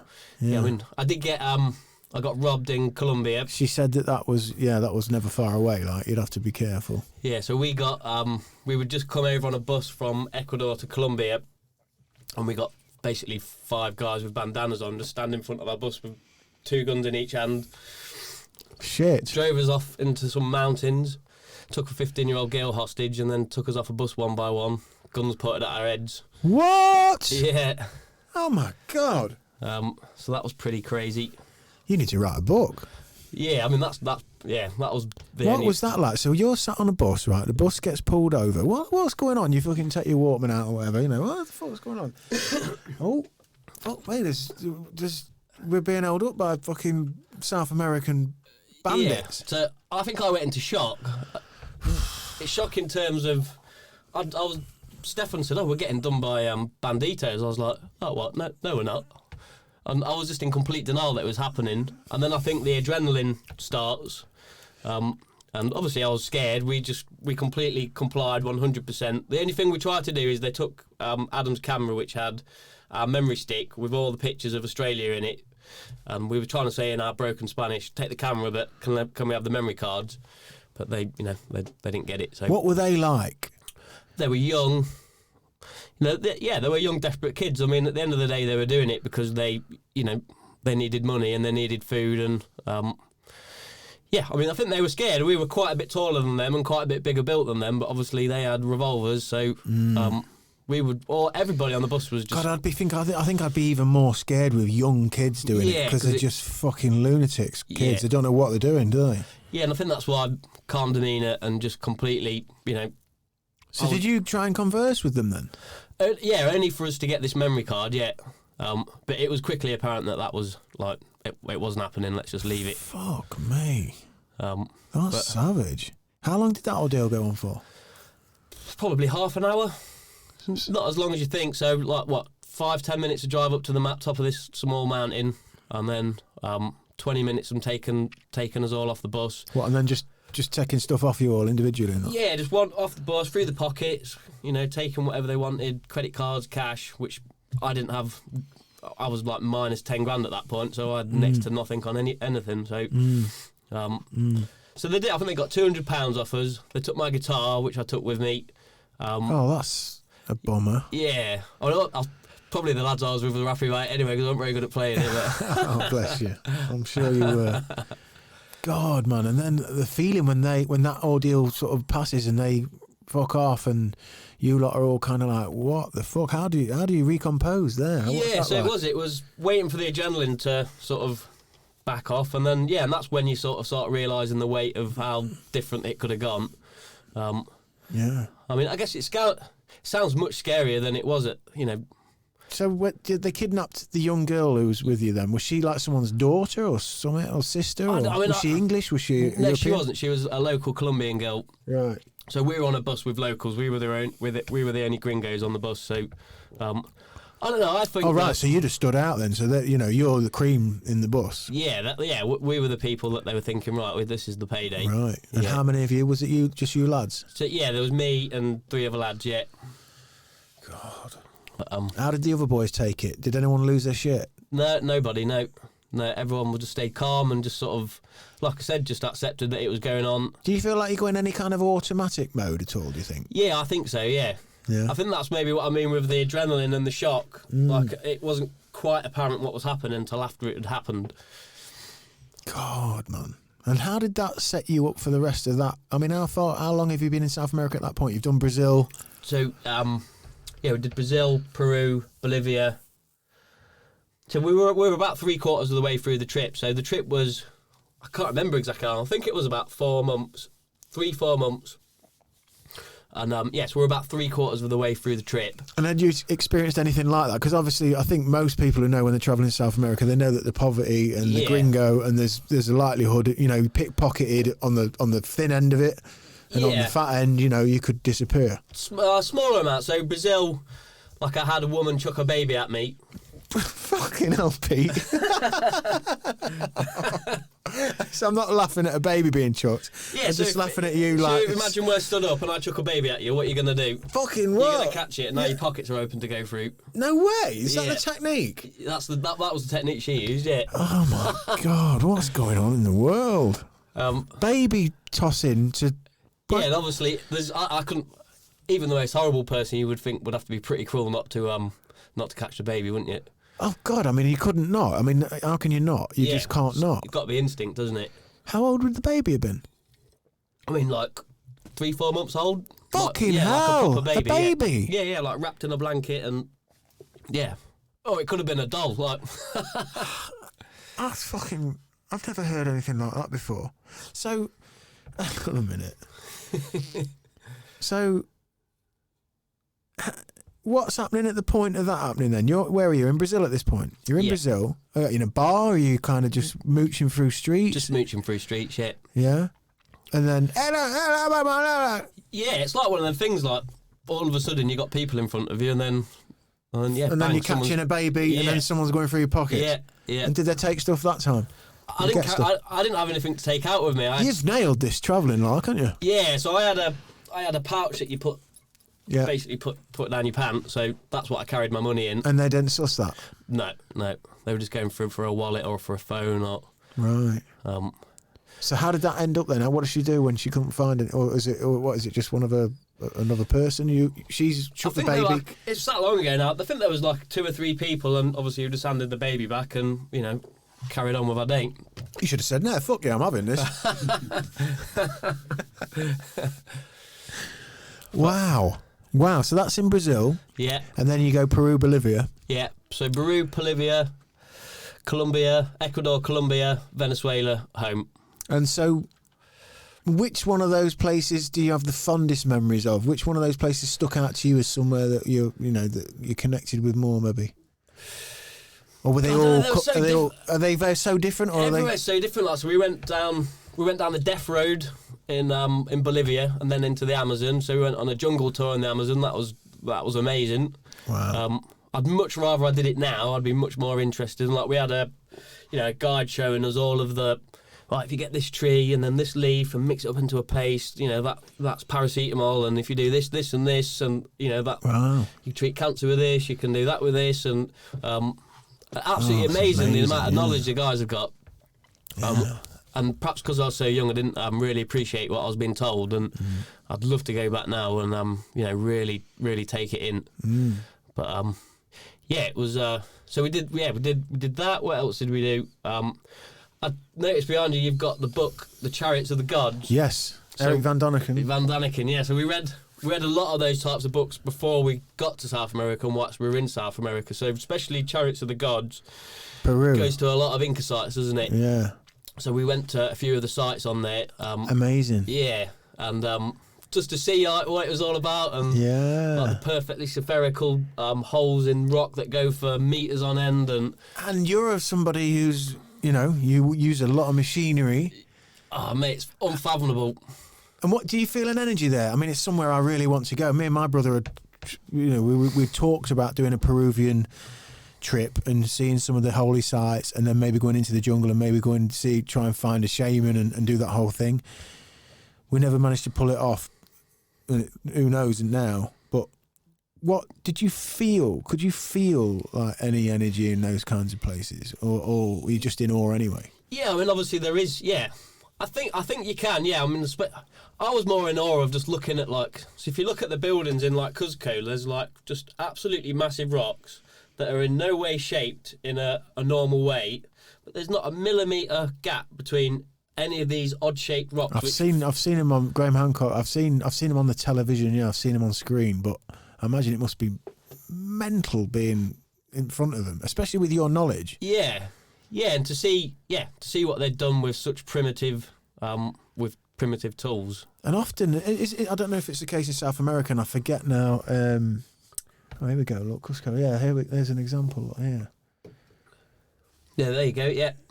Fucking, how is that done? And what are they saying? How old is that? They don't know, do they? They've got carbon date on some of it. The carbon date, generally, the carbon date between the bonding material, don't they? As opposed to the actual stone itself. Yeah, so have you seen the bit in the Von Daniken book with the Easter Island heads? Yes. So I think he went up there and was chipping away with a modern, cold chisel and a lump hammer, and said he was smashing away for ages. Nothing. And barely took a whisper out of it. That must be. Yeah, I mean, when I went in deep on, I think in fact one of the first Joe Rogan, it was the first proper Joe Rogan episode I heard, and it was Graham Hancock. Okay. And I want to say it was episode 120 something. Oh, well, so that was a long time before I started listening. And I was mesmerised with this because Graham Hancock, for anybody who does know his work, I mean, he's so, he's got such an eloquent way, and I think his big book that kicked off in the mid-90s was Fingerprints of the Gods, and his work was all of these megaliths and monoliths and the whole idea that, we're a species with amnesia, and all of our prehistory has kind of been written off and it's been forgotten, and looking at all of this, all of these megaliths, and and in some places there's stone that's like halfway up a mountain that's, like you say, laser cut, that's not even from the area. And you could land helicopters on it, and it's like up a mountain, and it's laser finished. Yeah. And it's not even just like within thousands of miles of it even being a material that's. Yeah. Yeah. Apparently, there's like, I think it's in Chariots of God as well. There's like perfectly spherical balls in the Amazon. Yeah. That, like you say, the next nearest place you can get stone like that is over 1,000 miles away. It's utterly crazy. But yeah, that episode with I ended up being that fucking taken by Graham Hancock and in the end Joe Rogan, but it was Graham Hancock initially, and I went down to watch him talk in London, and I ended up randomly just meeting him in the street, which was cool. Weird, and he was lovely. And to this day, I think his episodes and his work, and listening to him talk about all this stuff, and some of the stuff that they're carbon dating now, like Göbekli Tepe and these places in Turkey where they've literally carbon dated it as beyond 12,000 odd years old. Oh wow. And his work, I think, with Dr. Robert Schoch from Boston University, where they've I think they were the guys that, certainly Robert Schoch, where they'd identified that a lot of the Sphinx, what's the correct term? Well, not the correct term, but what had previously been seen to be like sand damage in the wind, like this erosion, was actually water erosion. Right, okay. And like linking it back to the Great Flood, and I'm sure that's been proven. There's powerful Graham Hancock. He's based down in Bath. He's just a lovely, sweet, wonderful guy, and yeah, I think his last book in here actually. He's known for his pseudo-scientific theories. Yeah, the BBC tried to take him down. Do you know anything about him, Aidan? Yeah, I've got the audiobook for the BBC tried to smear him completely, but look, here you go. Look, here's one for the camera. This is Graham Hancock War God. Oh, nice. For Sam, best wishes from Graham Hancock. And I sent him some music, actually, because at the time the music we were writing was very inspired by all of this. Started getting all a bit ancient, and he really liked it, and he's been lovely. And I ended up meeting him. Yeah, I'll leave that there for now. Yeah, it's interesting stuff, isn't it? Amazing. So you're there, and you've read the stuff. So you're not just a tourist going, "Oh wow, that's mad." You've actually dipped in deep to, like, there's some stuff that's gone on before us. Yeah, we did it with a few things. Yeah, like we did it with the Inca sites. Like we went up to Machu Picchu, and oh wow, that was cool. So we did like 100-mile walk to Machu Picchu. We didn't do the Inca Trail. Yeah. I can't remember. I think we did it over 4 days. Wow. And what are you doing camping then? Yeah, camping, but like really rudimentary. Like obviously we've got a Sherpa, so you're literally carrying your own backpack, but then there's a Sherpa with a donkey that's got the tents and stuff like that in it. But hammocks and tents. So there's a couple of pre-set up sites where you can camp that you just walk. That's part of that. There's 4 stages. One of them was like just at the base of like of a mountain. So I remember one morning waking up, getting out my tent, and this woman came out of a like wooden hut. And this cat had frozen solid, and I remember picking it up by her tail and just tapping it on someone, and was like, "Nah, cat's dead." God, man, this sounds like a wonderful, wonderful trip. Like I say, South America, especially since I started to learn Graham Hancock's work, which what would I have been then? That would have been about getting on for 10 years ago. So. Yeah, then I was like 30, it's just before I went to Thailand and all that. It was a couple of years before. It was maybe 12 years or something then. So have you read Marching Powder? Yes, the Bolivian prison. Yeah, so we tried to buy the lad from Liverpool. Yeah, I can't remember his name. Thomas Gizo was his name. Thomas Gizo, yeah, black lad from Liverpool. Yeah. Who was not a drug user. No. Just totally realised. Just thought I can make some money here. And then... Well, you told the story about him. Yeah, well, so he... I'm going to grab you another beer. You want another beer? Yeah, definitely, mate. Yeah, that'd be good, mate. Yeah, so Thomas Gizo got caught smuggling drugs out of Bolivia, and obviously got put in prison. But in Bolivia, when you get put in prison, you don't even get given a cell. You don't get given a cell. No. You don't get given food. You've got to get a job and buy a cell, haven't you? So if you go in as a Bolivian, your family go in with you, and your family get let out in the morning and back in at night. It is mental. It's crazy, isn't it? Essentially, you can own shops and you can own businesses within inside the prison. Yeah. And until you get, I guess it's your government giving you support money, then you can't sleep anywhere and you can't eat. And am I right in saying that they make cocaine? They make cocaine in there. So in the prison. It's the largest cocaine factory in the country. You might want to check that that's right, Aidan. Yeah, get marching powder. Marching powder. Thomas Geezer is. It's really. In fact, you'd probably enjoy that story, Aidan, because he's not your typical kid who's just out there. Yeah, cheers. Cheers, Mum. We're in South America at this particular moment. Yeah, so he ends up making a business essentially out of selling tours to people that want to come into the prison from the outside. You have to bribe the guards, bribe the warden, then get into the prison, and then they give you a tour of the prison. Like he had a cat that smoked crack, so we had the crack cat. Yeah. See the cat smoking crack, have a look at the factory. Like a museum. Yeah, and then go back to his cell, do a few lines with him. Yeah. If you wanted to pay to stay in for the night, you could stay in for the night. That's right, yeah, you could stay in. You could literally stay in for a weekend and just get off. You're not in the jail with the prisoners. Yeah, and then get equally, they could buy themselves out for the weekend. Yeah. So we could go, right, I'm going to go and have a 3-course meal tonight and pay the warden, and he would let him go out for the night with 2 guards. But his business came so successful inside the prison that he could buy himself out all the time to go out for meals. I think he owned a butcher's, he owned a newsagent in the prison. And, this is one of the books you retain the information on, isn't it, Pete? Hey? I can remember reading this and being mesmerised, like, how the fuck is this possible? Like, yeah. So I mean, I read this impending going to La Paz because that's where the jail is, isn't it, La Paz? Yeah.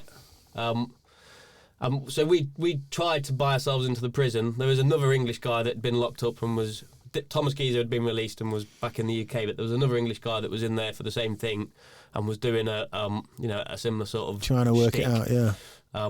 But so we spent what we deemed we could afford to get past the guards, and we were like, we're not paying anymore. So you got in there then? We got past the first gates, yeah, and then there was another set of gates to get into the prison, and then that's where the money went up, and we were like, we'd rather have fun on a journey, and enjoy that than spend it all on. Yeah, because you just weighed it up too much, you know. The money had gone. Yeah, there was another set of English lads that were doing the same thing as us, and they had the money, and we gave them our email addresses and said, let us know how you get on. They never emailed us, so whether they got back out or not, I don't know. Yeah, I mean, it's a risk, isn't it? But I guess that's what's appealing. Is like, it's such a crazy story. If anybody, is interested by that, I would suggest, giving it a search. And it's a fascinating story. And he's a fascinating guy because he wasn't your typical kid. He wasn't hammering the gear. It took a while in the jail before he started actually using, wasn't it? Yeah, probably the boredom kicked in. Yeah, really interesting. And then there was another book we read called The Gringo Trail. Gringo Trail. That rings a bell, but it's nothing I've read. So it bases on him going to a place called Arrecifes, which is on the Caribbean coast in Colombia. Right. And it's basically like a paradise getaway. You walk like an hour through a jungle and then end up on beach paradise. I can't remember if it's him or his mate. He ends up dying there. So it can't be him, otherwise he wouldn't write the book, would he? But I'm not familiar with that one. Gringo Trail. He got caught in a riptide or something like that, and I think it must have been his mate. By Mark Mann. So from reading this book, we were like, right, Arrecifes, we've got to go there. So we went to Arrecifes as well. Oh, I love this. I love that you're in a little collection as well that are up for all this stuff. You and the lads. Yeah, they're a proper good bunch of lads. In fact, we ended up, having a bit of a night, and we stupidly thought, let's get in the sea. So we jumped off these rocks into the sea, and we were close, like it was proper pulling. Oh. So we could have ended up the same way as the lad in the book did. But anyway, we were strong enough swimmers to swim out of the... Did you realise that quickly? As soon as we went in, I was like, fuck. Oh my gosh, yeah. Yeah. But yeah, we managed to swim out of it. So you've, even though you're young, I mean, 19, I remember, where was I in 19? Where had I gone? I think I was in Ibiza and all that at 19.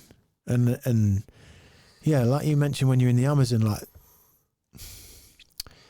a sense of presence. I don't know if it's maturity over presence to actually take, but it sounds like you've absorbed a lot of culture, culture that you're specifically interested in. You know, like when you've read Marching Powder. I mean, if I'd have read Marching Powder and I'm in that trip, I need to go to this fucking place because this is mental. Yeah, it is, but at that age, you've not just been pissed up in bars. Oh, here's a bar.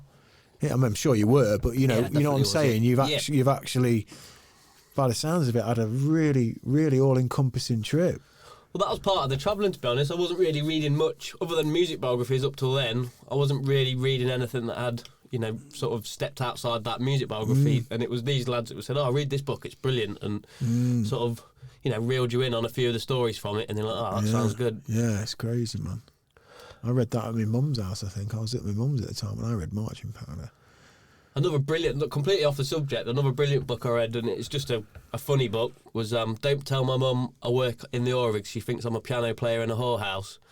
And that rings a bell. Yeah. And it's just a guy that worked on the oil rigs, telling his oil rig crazy stories.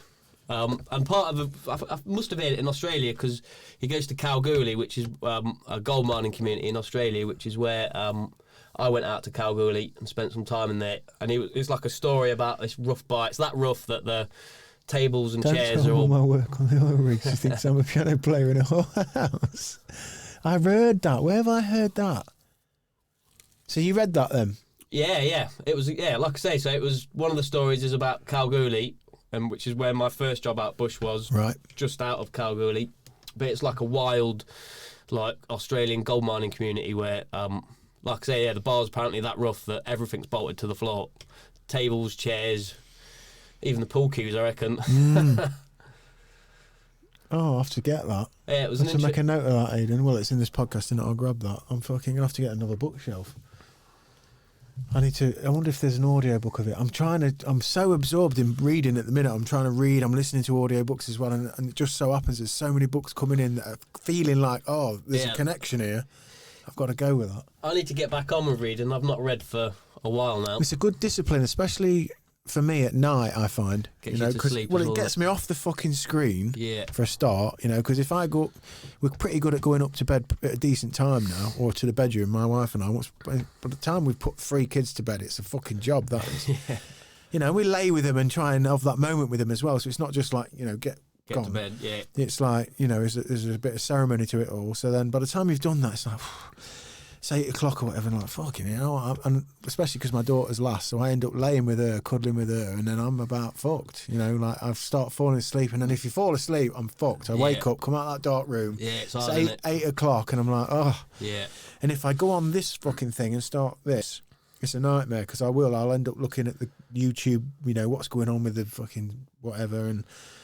But if I grab my book, I'll be 5, 6, 7 pages and then just fade out. Yeah. And it's obviously so much better for you than that blue light before you go to sleep. But yeah, I'm inundated with books at the minute, and a lot of it's the school stuff. But back to you in a much more interesting scenario in South America. Yeah. So as you've been out of La Paz, then where do you move to from there? Where do you go after La Paz? So where was past? I actually I lost my passport, so everyone else carried on for 2 weeks whilst I waited for my passport to arrive. So I had 2 weeks, stayed back in La Paz, where I just sort of took it easy. And then what, on your Jones? Yeah. Where you just meet people? Was there many tourists, or were you? Yeah. So you're in a backpackers, and the backpackers are full of people doing the same thing. So yeah, just sort of chilling in the day, and then going out with people that are at the backpackers and having drinks with them, and taking the city in, and just generally taking it easy, because we were trying to save money. So we would get night buses, so we didn't have to pay for hostels, and just taking it easy, really. After Bolivia, where we were after Bolivia, I think we went to the Pantanal was before, and then we went into... I'm struggling to remember now. What were they like? What was the geography and the kind of the architecture of the land? Was that different in each of the South American countries? Could you feel difference in that, or was it much of the same kind of environment and landscape and stuff? Yeah, I mean, it's hard to remember all of it. The landscapes definitely did change, and you could definitely tell when he was in a different country. Obviously, the look of the people changed as well as the sort of the feeling. Yeah, definitely. Yeah. It's a fascinating part of the world that like I say, I'm well versed with my Thailand trips and that feeling of Southeast Asia, Europe obviously, but other than that, you know, America, I'd love to go and find out about America and just suss that out. So South America. Interestingly, people would naturally assume that you're American. Well, if you're a Brit. No, in South America. What, because you're white? Because you're white, yeah, they would think you was American and not receive you very well. Right. So we clicked on if we got England shirts that said Angleterra, instantly Oh, right, so they've got us in a different regard then? Yeah, English sound. Americans, no. Really? Yeah, big time. What's the origin of that then? I don't know. Missing something completely. I don't know, because like a lot of the stuff that they like are like American music, they like American cars, but yeah. I bet it's this, some kind of suppression or some kind of something. I don't know. I guess there's the drug thing going on with the farmers. There was a lot of that going on at the time, was that the farmers were being promised that if they grew bananas, they would be paid equally as if they were growing coca leaves. So there was a lot of protesting and stuff at the time we were there. Fucking hell, man. Must have been so interesting mooching through there. Yeah. I mean, I remember going down a gold mine, and I think that was in Bolivia. No, I think they told us the average life of a miner was 10 years, and like they were starting down there when they were 10. Whoa. Yeah. So when we was going down, we got like a little wooden barrel, and we all lowered each other down on this wooden wheel. Got down to the bottom, and I remember saying, "Oh, what's all that furry stuff on the wall?" I was like, "Oh, don't worry about that. It's just asbestos." And you're like, "Fucking hell." Obviously, one lung of that, and you're 30 years and you're done, aren't you? Yeah.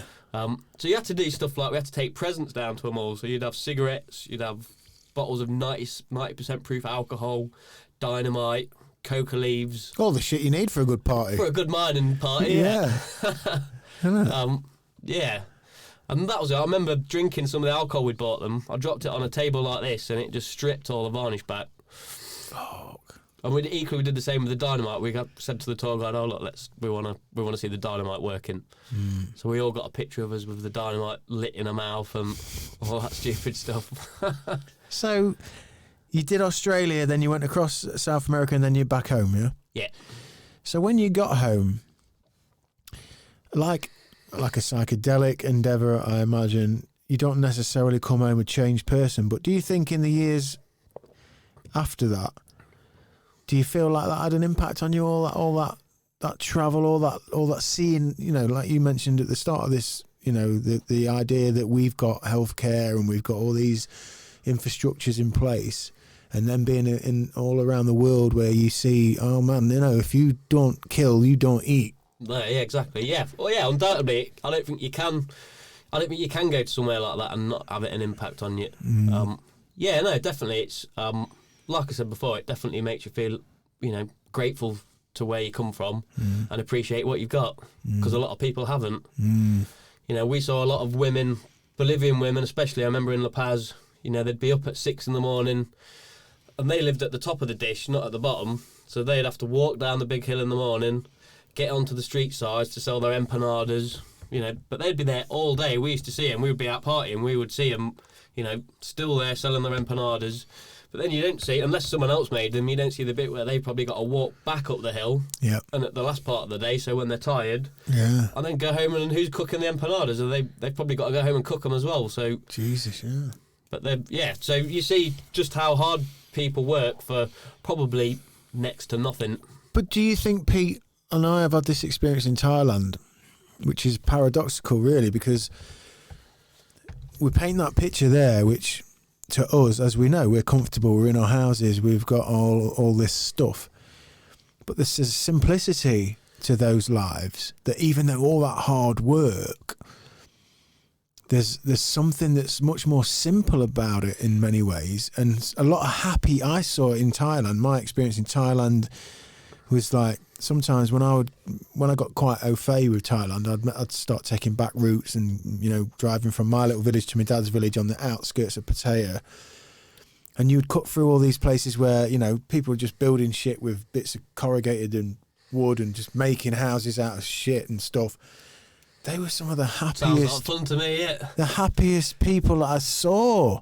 Yeah, well, I think as well for those people, for people in those situations, I think life dictates that there isn't the time to sit there and get sad about stuff as well. Is that, you know, the fact that you're busy means that you haven't got time to dwell on, you know, all of these insignificant things that we do dwell on, because we do have the time to sit and think about them. And when you say busy with the fucking shit that keeps you alive, not all this other nonsense. Yeah.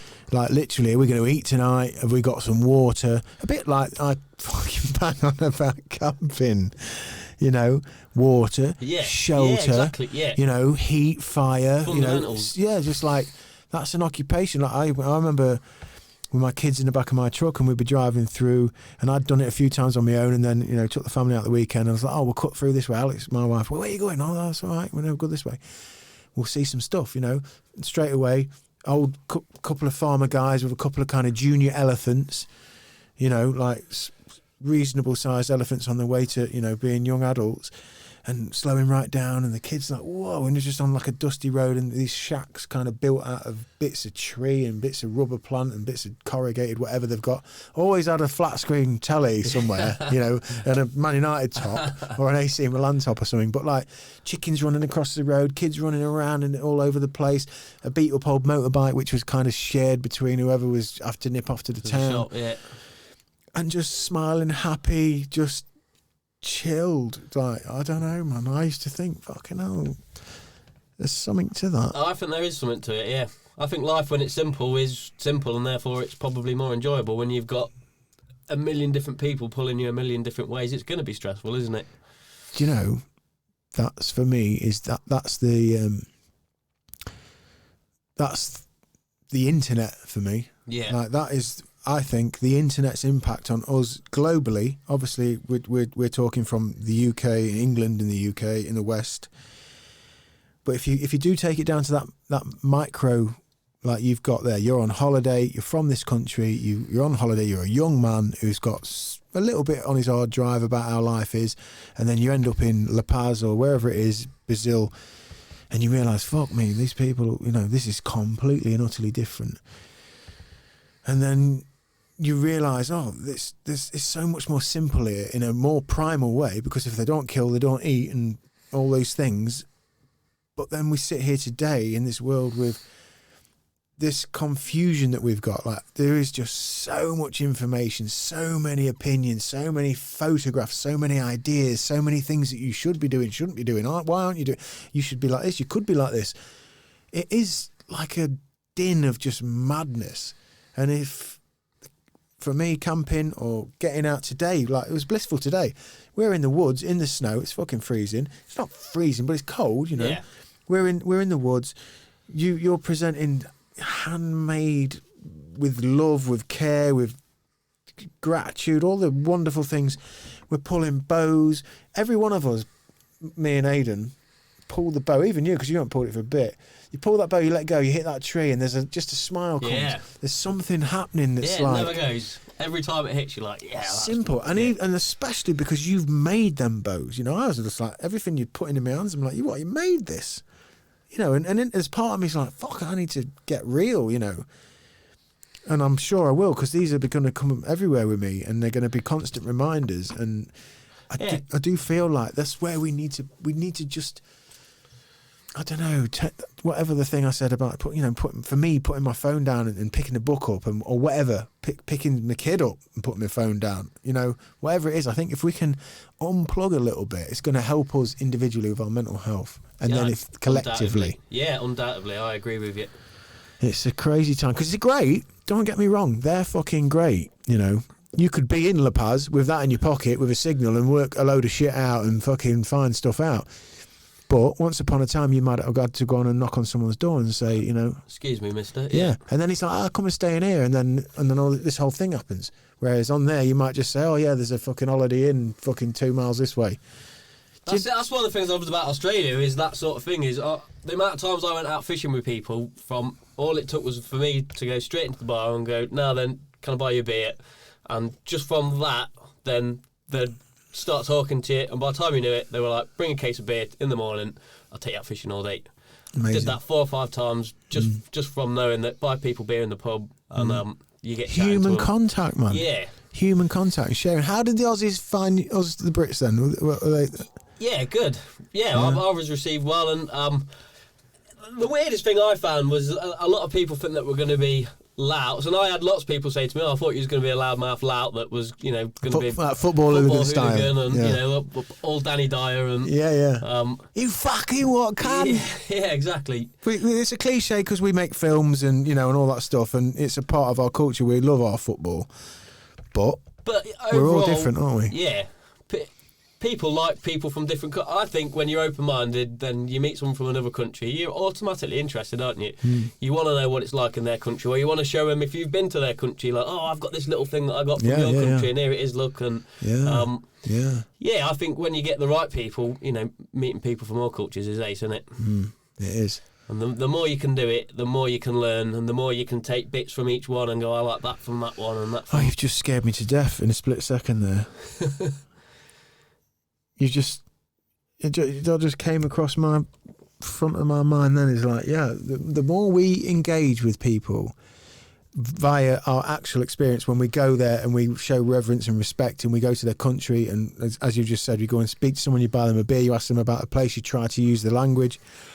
That's a really, if you want to talk about globalism or whatever, that's the kind of globalism that's worth something. Definitely. Because it's physical, it's respect, it's taking on whatever, like you're more than likely going to try and eat that food that because you just know it's respectful to try and eat this food with these people, and to try and globalism as we know it, which is sort of condensing us and homogenizing us down into this one thing, which is happening at the minute.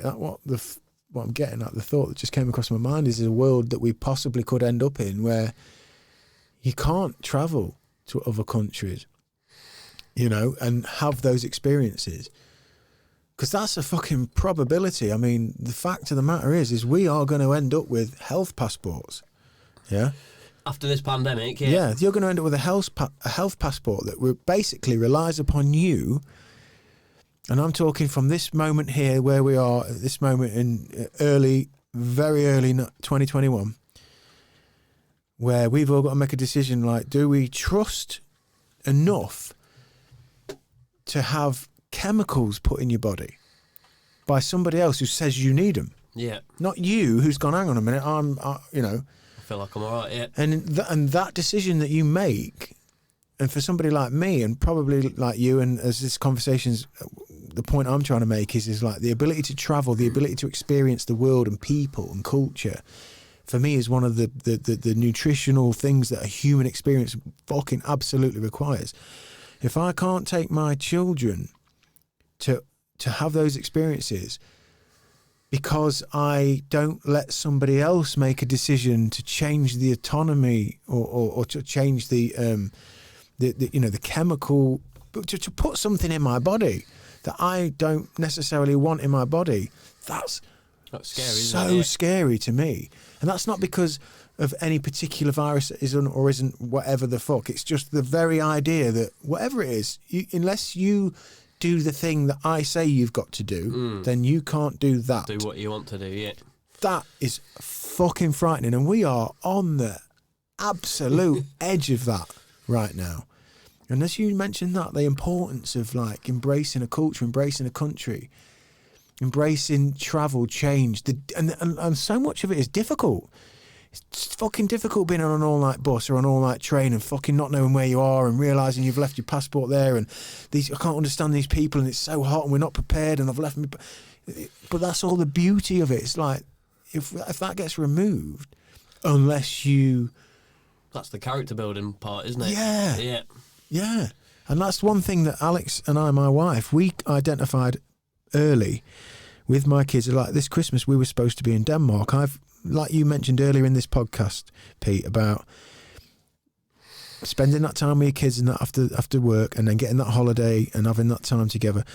We'd identified, as I had mentioned, I need enough money to create the time that I need. All right, time's more important. Yeah.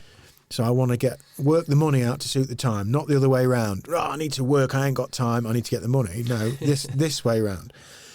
And what we'd worked out as on our humble little income was like, right, we can get away on a summer holiday, because while they're little, we can probably get to, we treated it like this. We'll do Europe for these first 7-8 years. We'll just do Europe. We'll go to all the cliche, France, Spain, Italy, all that stuff in the summers. Yeah. And in the winters, we'll go Switzerland, Sweden, Denmark, Norway, Greenland and all that stuff. Sounds amazing. And we can get away twice a year, cheap. Yeah. It's all on our doorstep. And every time we do that, the experience, the culture, the knowledge they're going to get is going to just be so...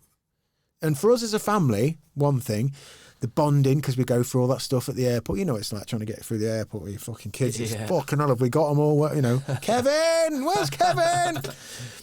But the idea to me that might be something that I could possibly lose is fucking really scary to me.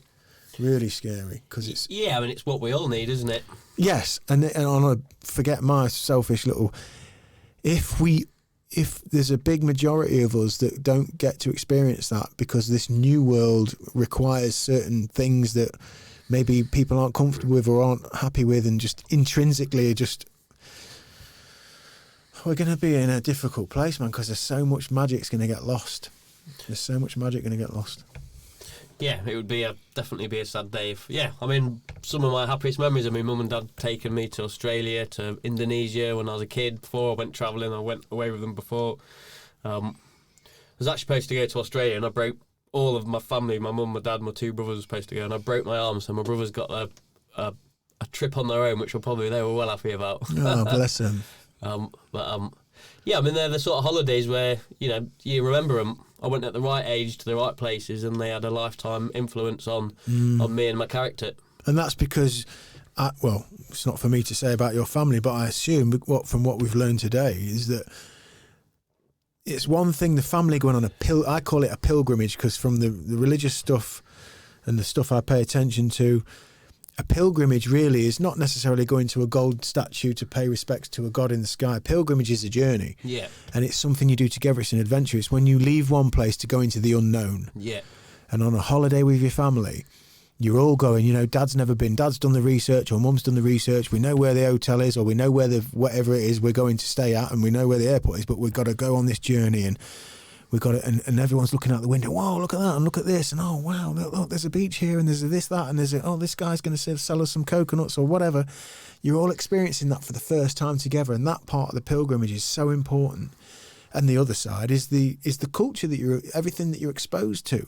So you've got the net and the safety and the love and the experience of your family, but then you've got this other thing coming in, which is fucking so important. Definitely, yeah.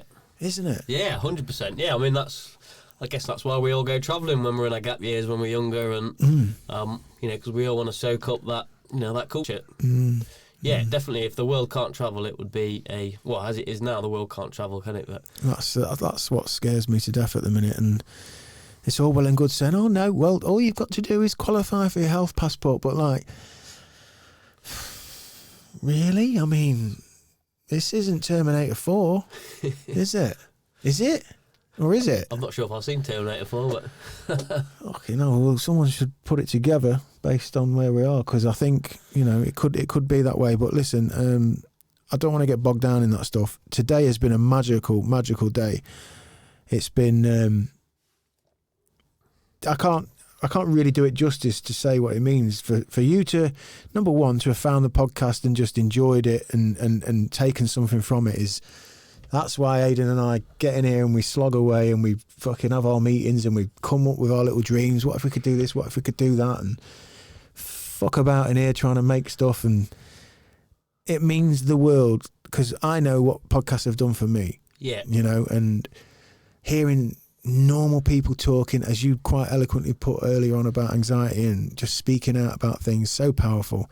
For you to reach out and say you really enjoy the podcast and you caught on to whatever it was we were doing, and you let me do this, and here these things are that are just, they're just beautiful, and they tie in with just the total trajectory of where we're at the minute, which is real, earthy, physical experience, good connection stuff, yeah. It's amazing, man. And what a lovely day, firing the bow We'll have to do that again. Yeah, 100%. I'm going to end up commissioning you for a bow. I can see it coming. Aidan was brilliant with the bow as well, and you've been really sweet and lovely. And thank you for your support. No, Man. thank you for having me, and thank you for the podcast. It's been it's been something that's helped me over the past couple of years. Whilst I've been reflecting, and keep up the good work. I think you're going places, man, and it's been a pleasure meeting you. Oh, thank you, mate. Well, we'll do it again, I'm sure, and we'll certainly be in the woods and we'll do some stuff, and we'll get out camping. Definitely. And maybe we'll stick a little mic on when we're out camping, and we'll do some arrows and 100%. we'll chop some wood. Definitely. Listen, thank you, Pete. Cool. No worries, buddy. You take care. Pleasure meeting you, man. Peace.